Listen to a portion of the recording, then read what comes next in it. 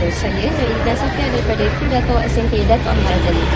Pada hari ini 24 Mac 2025, sekolah kami akan mengadakan majlis peluncuran Citra Intelek, Dasar Pendidikan Digital dan juga kempen Galakan Membaca. Majlis yang cukup bermakna ini akan dirasmikan oleh Encik Zai Azman bin Muhammad Zainuddin, Timbalan Pengawal Pendidikan Daerah, Sektor Pembelajaran Pendidikan Daerah Hululangan.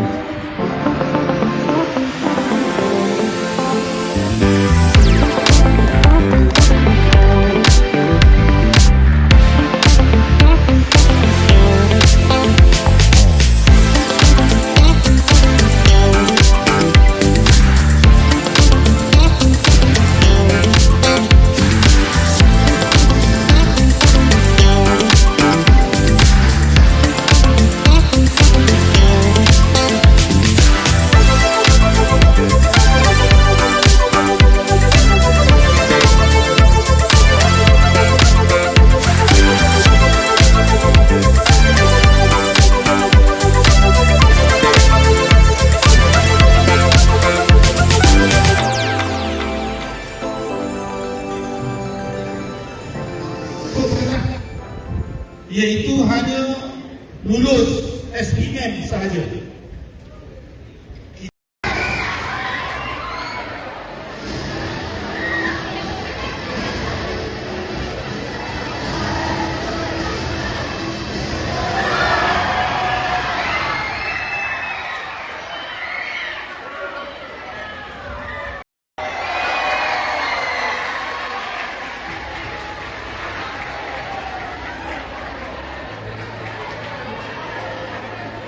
Akan membongkar yang telah jadi kiamat, dan barang siapa yang memperlihatkan amal kebagusan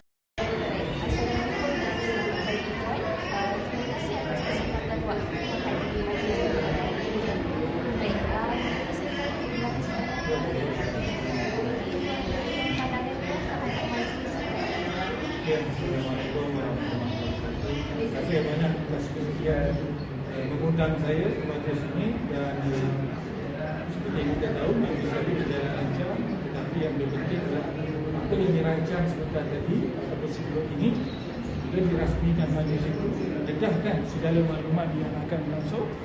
Kita nampak majlis itu sebenarnya adalah satu majlis yang cukup bermakna dan memberikan satu peluang yang hebat kepada anak-anak kita jika mereka ambil peduli tentang apa saja program yang dirancang. Saya setuju. Terima kasih. Terima kasih atas segala usaha dan dedikasi yang diberikan untuk memajukan pendidikan di sekolah. Boleh saya tanya beberapa soalan berkaitan inisiatif Bulan Citra Intelek ini? Apakah objektif utama pihak sekolah mengadakan program ini? Baik, Waalaikumsalam warahmatullahi wabarakatuh. Sempena Bulan Citra Intelek ini sebenarnya kita sudah mengatur dengan rapi dan tersusun agar murid-murid SMK Dato' Ahmad Razali ini dapat melipatkan diri di luar bilik darjah, di mana ilmu yang digarap dalam kelas dipraktikkan atau diaplikasikan di dalam luar bilik darjah di dalam Bulan Citra Intelek. Dan sememangnya saya mengharapkan murid-murid hebat SMK Dato' Ahmad Razali ini dapat melibatkan diri secara maksimal dalam program yang telah disusun. Terima kasih. Soalan seterusnya, apakah harapan pihak sekolah terhadap guru dan murid SMK Dato' Ahmad Razali? Baik, harapan sebagai seorang pengetua tentulah sangat tinggi.